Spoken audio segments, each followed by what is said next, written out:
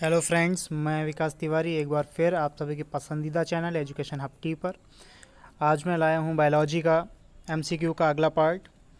तो शुरू करते हैं आज की वीडियो। देखते हैं पहला प्रश्न। पहला क्वेश्चन है, मांसल पौधों में रात्रि के समय श्वसन गुणांक रेस्पिरेशन क्वेशेंट का मान होता है। ऑप्शंस हैं आपके पास 1 से अधिक, 1, 0 या इनमें से कोई नहीं। तो जिसका राइट आंसर हो जाएगा 0, ऑप्शन सी। ठीक है, मांसल पौधों में रात्रि के समय श्वसन गुणांक जो है वो 0 होता है। चलते हैं अगले क्वेश्चन की ओर। निम्नलिखित में से कौन सी क्रिया वाष्पोत्सर्जन से संबंधित नहीं है। ऑप्शंस हैं आपके पास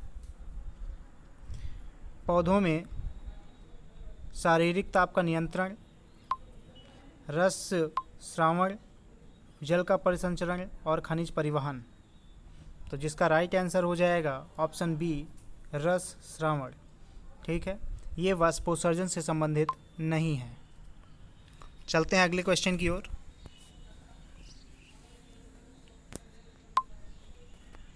अगला क्वेश्चन है, सामान्यतः अचार को नमक तथा तेल के संतृप्त घोल में तथा मुरब्बे को शर्करा के सांद्र घोल में संरक्षित रखा जाता है, क्योंकि ऑप्शंस हैं आपके पास ये नरम बने रहते हैं, सूक्ष्म जीव द्रव्य कुंचित होकर मर जाते हैं, ये गल जाते हैं, या इनमें से कोई नहीं। तो जिसका राइट आंसर हो जाएगा ऑप्शन बी, ये जो हैं सूक्ष्म जीव द्रव्य कुंचित होकर मर जाते हैं। ठीक है, इसीलिए अचार को नमक और तेल के संतृप्त घोल में और मुरब्बे को शर्करा के सांद्र घोल में प्रिजर्व करके रखा जाता है। चलते हैं अगले क्वेश्चन की ओर। रंध्रीय वाष्पोत्सर्जन रुक जाता है, जो स्टोमेटल ट्रांसपिरेशन होता है वो रुक जाता है। वो कौन सा समय है जब ये रुकता है? तो ऑप्शन है आपके पास रात्रि के समय, संध्या काल में, या प्रातः काल के समय, या इनमें से कोई नहीं। तो जिसका राइट आंसर हो जाएगा रात्रि के समय, यानी कि ऑप्शन ए। ठीक है, रंध्रीय वाष्पोत्सर्जन जो है वो रात्रि के समय रुक जाता है। चलते हैं अगले क्वेश्चन की ओर। ऑक्सी तथा अनॉक्सी श्वसन के मध्य सामान्य पथ होता है, के मध्य सामान्य पथ कैसा होता है वो बताना है हमें यहाँ पे। तो ऑप्शंस हमारे पास हैं क्रेब्स चक्र, ग्लाइकोजेनेसिस और ग्लाइकोलाइसिस, या इनमें से कोई नहीं। तो जिसका राइट आंसर हो जाएगा ग्लाइकोलाइसिस। ठीक है, ऑप्शन बी, ऑक्सी तथा अनॉक्सी श्वसन के मध्य सामान्य पथ ग्लाइकोलाइसिस का होता है। चलते हैं अगले क्वेश्चन की ओर। सीमा कारकों का नियम, लॉ ऑफ लिमिटिंग फैक्टर किसने प्रतिपादित किया? ऑप्शन हैं आपके पास कैल्विन ने, लीबिक ने, ब्लैकमैन ने, या ऑर्नर ने। तो जिसका राइट आंसर हो जाएगा ब्लैकमैन।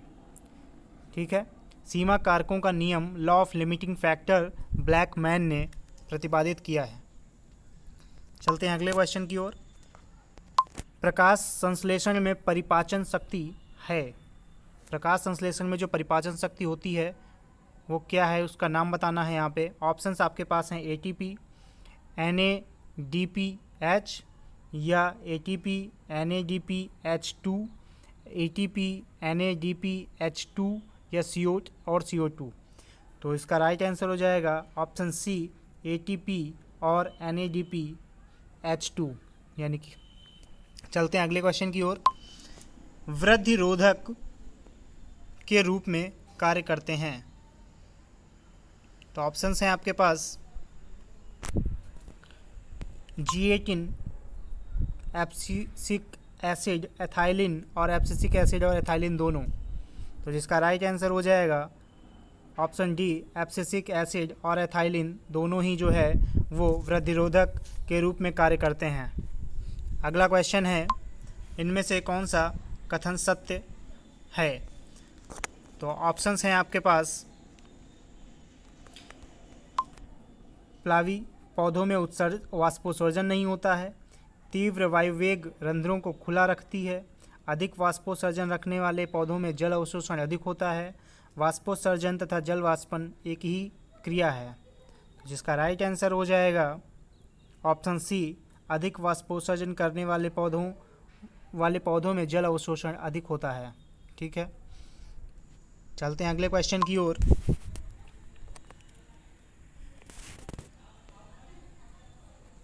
प्रकाश संश्लेषण के द्वारा कार्बन का अधिकांश स्थिरीकरण कहाँ होता है? ठीक है, प्रकाश संश्लेषण के द्वारा जो है कार्बन का अधिकांश स्थिरीकरण कहाँ होता है? ऑप्शन हैं आपके पास फसली पादपों में, महासागरों में, मरुस्थलीय पौधों में या उष्णकटिबंधीय वर्षा वनों में। तो जिसका राइट आंसर हो जाएगा प्रकाश संश्लेषण के द्वारा कार्बन का अधिकांश स्थिरीकरण महासागरों में होता है। ठीक है, अगला क्वेश्चन है, यदि पौधों में प्रकाश संश्लेषण क्रिया रुक जाए तो निम्नलिखित में से कौन सी गैस विलुप्त हो जाएगी? ठीक है, तो ऑप्शंस हैं आपके पास ऑक्सीजन, कार्बन डाइऑक्साइड, नाइट्रोजन या अमोनिया NH3। तो इसका राइट आंसर है ऑप्शन ए ऑक्सीजन। यदि पौधों में प्रकाश संश्लेषण की क्रिया रुक जाए तो इनमें से ऑक्सीजन गैस जो है विलुप्त हो जाएगी। अगला क्वेश्चन है, क्रेब्स चक्र की क्रिया कहाँ संपन्न होती है? क्रेब्स चक्र जो है उसकी क्रिया जो है वो कहाँ संपन्न होती है? तो ऑप्शंस हमारे पास हैं राइबोसोम में, कोशाद्रव्य में, माइटोकॉन्ड्रिया में या हरित लवक में। तो जिसका राइट आंसर है माइटोकॉन्ड्रिया। क्रेब्स चक्र की जो क्रिया होती है वो माइटोकॉन्ड्रिया में संपन्न होती है। चलते हैं अगले क्वेश्चन की ओर। श्वसन गुणांक रेस्पिरेशन क्वेश्चन का मान 1 किसमें होता है? ऑप्शन है कार्बोहाइड्रेट में, वसा में, प्रोटीन में या कार्बोनिक अम्ल में। तो जिसका राइट आंसर हो जाएगा ऑप्शन ए कार्बोहाइड्रेट में। कार्बोहाइड्रेट में जो है श्वसन गुणांक का मान 1 होता है। चलते हैं अगले प्रश्न की ओर। पौधों में ग्लूकोज के अणु एक अणु के निर्माण हेतु ATP और NADPH2 के अणुओं की आवश्यकता होती है, क्रमशः कितने कितने अणुओं की आवश्यकता होती है? तो यहाँ पे ये बताना है एक अणु अगर ATP का और NADP के अणुओं की आवश्यकता क्या होगी, ये हमें बताना है पौधों में ग्लूकोज के एक अणु के निर्माण हेतु। तो ऑप्शंस हमारे पास हैं 12 और 18, 15 और 10, 18 और 12 और 30 और 20। तो इसका राइट आंसर हो जाएगा ऑप्शन बी यानी कि 18 और 12। ठीक है, 18 और 12। पौधे में ग्लूकोज के एक अणु के निर्माण हेतु ATP और NADP के अणुओं की आवश्यकता क्रमशः जो है वो 18 और 12 यानी कि 18 ATP के अणु और 12 NADPH2 के अणुओं की आवश्यकता होती है, तब एक ग्लूकोज का एक अणु फॉर्म होता है। चलते हैं अगले प्रश्न की ओर। निम्नलिखित में से कौन सा पादप अच्छा प्रकाश संश्लेषी है?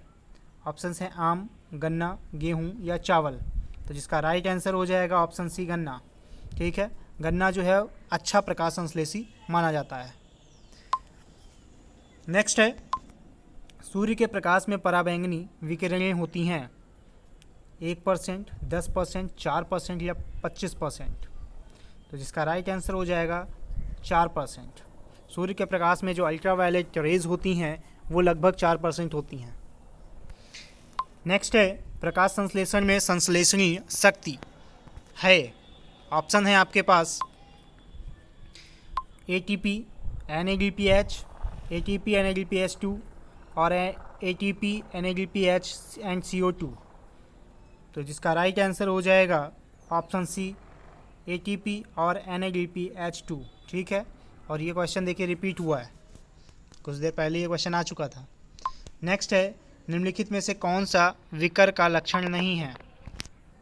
ठीक है, ऑप्शंस आपके पास हैं, ये उपापचय क्रियाओं की दर बढ़ा देते हैं, ये सभी प्रोटीन होते हैं, ये रासायनिक क्रियाओं में नष्ट हो जाते हैं, ये विशिष्ट क्रियाओं में ही भाग लेते हैं। ठीक है, हमें बताना क्या है? बताना है कि विकर का लक्षण नहीं है। ठीक है, एंजाइमों का लक्षण नहीं है, ये हमें यहाँ पे बताना है। तो जिसका राइट आंसर हो जाएगा ऑप्शन सी, ये रासायनिक क्रियाओं में नष्ट हो जाते हैं। ये रासायनिक क्रियाओं में नष्ट हो जाते हैं, ये नहीं है, ये गलत है। ठीक है, तो यही हमारा क्या हो जाएगा? राइट आंसर हो जाएगा। ये प्रोटीन्स भी होते हैं, ये उपापचय क्रियाओं की दर बढ़ा भी देते हैं और ये विशिष्ट क्रियाओं में भी भाग लेते हैं, ये सही है सब। ठीक है, तो चलते हैं अगले क्वेश्चन की ओर। पौधे में वृद्धि प्रभावित होती है किसके द्वारा? जीन्स द्वारा, वातावरणीय कारकों द्वारा, वृद्धि हार्मोन्स द्वारा या इन सभी के द्वारा?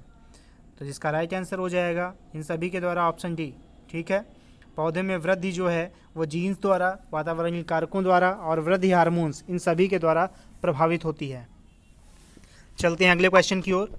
निम्न में पादप हार्मोन नहीं है। तो ऑप्शन से आपके पास जिब्रेलिन, फाइटोक्रोम, IAA, फ्लोरिजिन। तो जिसका राइट आंसर हो जाएगा ऑप्शन सी, फाइटोक्रोम। फाइटोक्रोम जो है एक पादप हार्मोन नहीं है। नेक्स्ट है, पौधों में वृद्धि से तात्पर्य है आकार एवं आयतन में चिरस्थायी वर्धन, जीव द्रव्य में वर्धन, शुष्क भार में वृद्धि और उपरोक्त सभी। तो जिसका राइट आंसर हो जाएगा ऑप्शन डी, यानी कि उपरोक्त सभी। ठीक है, आकार एवं आयतन में चिरस्थायी वर्धन, जीव द्रव्य में भी वृद्धि और शुष्क भार में भी वृद्धि। चलते हैं अगले क्वेश्चन की ओर। ग्लूकोज के एक अणु के ऑक्सीकरण से प्राप्त होते हैं। ग्लूकोज के एक अणु के ऑक्सीकरण से कितने ATP जो है एनर्जी प्राप्त होती है, यह हमें यहाँ पे बताना है। तो ऑप्शंस हमारे पास हैं 38 ATP, 30 ATP, 32 ATP और 40 ATP। तो जिसका राइट आंसर हो जाएगा 38 ATP, ऑप्शन ए। ठीक है, ग्लूकोज के एक अणु के ऑक्सीकरण से 38 ATP ऊर्जा प्राप्त होती है। चलते हैं अगले क्वेश्चन की ओर। अधिकांश विकर यानी कि एंजाइम सर्वाधिक सक्रिय ताप किस ताप पर होते हैं? तो 20 डिग्री सेल्सियस, 10 डिग्री सेल्सियस, 20 और 35 के बीच में, या 60 डिग्री सेल्सियस। तो जिसका राइट आंसर हो जाएगा ऑप्शन बी, यानी कि 20 और 35 के बीच में। अधिकांश एंजाइम जो है वो 20 और 30 डिग्री के बीच में सबसे ज़्यादा सक्रिय होते हैं। अगला है, राइबोजाइम है शर्करा विहीन RNA, फॉस्फेट विहीन RNA, अधिक फॉस्फेट युक्त RNA, विकार की भांति कार्य करने वाला RNA। तो जिसका राइट आंसर हो जाएगा ऑप्शन डी, यानी कि विकर की भांति कार्य करने वाला RNA जो है वो राइबोजाइम कहलाता है या राइबोजाइम होता है। नेक्स्ट है NAD। NAD में विटामिन होता है। NAD में विटामिन होता है, कौन सा विटामिन होता है ये यहाँ पे बताना है हमें। आप सभी कमेंट बॉक्स में कमेंट करके बताइए कि NAD का फुल फॉर्म क्या है। ऑप्शन है B5, B3, B2 और B12। तो जिसका राइट आंसर हो जाएगा ऑप्शन ए, यानी कि B5। NAD में B5 विटामिन होता है। नेक्स्ट है, किण्वन क्रिया होती है समस्त जीवाणुओं द्वारा, समस्त कवकों द्वारा, कुछ कवक और कुछ जीवाणुओं द्वारा, या समस्त सूक्ष्म जीवों द्वारा। तो इसका राइट आंसर हो जाएगा ऑप्शन सी, कुछ कवक और कुछ जीवाणुओं द्वारा फर्मेंटेशन की क्रिया होती है, किण्वन की क्रिया होती है। नेक्स्ट है, ऊर्जा उपापचय में निम्नलिखित में से किसका योगदान अति आवश्यक होता है? फास्फोरस का, सोडियम का, मैग्नीशियम का, या कैल्शियम का? तो जिसका राइट आंसर हो जाएगा फास्फोरस, ऑप्शन ए। ऊर्जा उपापचय में फास्फोरस का योगदान अति आवश्यक होता है। नेक्स्ट है, प्रकाशीय ऊर्जा द्वारा ATP के निर्माण को क्या कहा जाता है? रेडिएंट एनर्जी द्वारा ATP का जो निर्माण होता है उसे क्या कहते हैं? तो ऑप्शंस आपके पास हैं ऑक्सीकृत फास्फोरिलीकरण, प्रकाश फास्फोरिलीकरण, अवकृत फास्फोरिलीकरण, या इनमें से कोई नहीं। तो जिसका राइट आंसर हो जाएगा प्रकाश फास्फोरिलीकरण। ठीक है, प्रकाशीय ऊर्जा द्वारा ATP का निर्माण को प्रकाश फास्फोरिलीकरण कहा जाता है। नेक्स्ट है, कौन सा कथन सही है? ऑप्शन हैं सभी एंजाइम प्रोटीन होते हैं, कुछ एंजाइम प्रोटीन होते हैं, इनमें से कोई नहीं, या सभी प्रोटीन एंजाइम होते हैं। तो जिसका राइट आंसर हो जाएगा कि सभी एंजाइम जो हैं वो प्रोटीन होते हैं। ठीक है, सभी प्रोटीन एंजाइम नहीं होते हैं, लेकिन सभी एंजाइम जो हैं वो प्रोटीन होते हैं। तो option A is the right answer.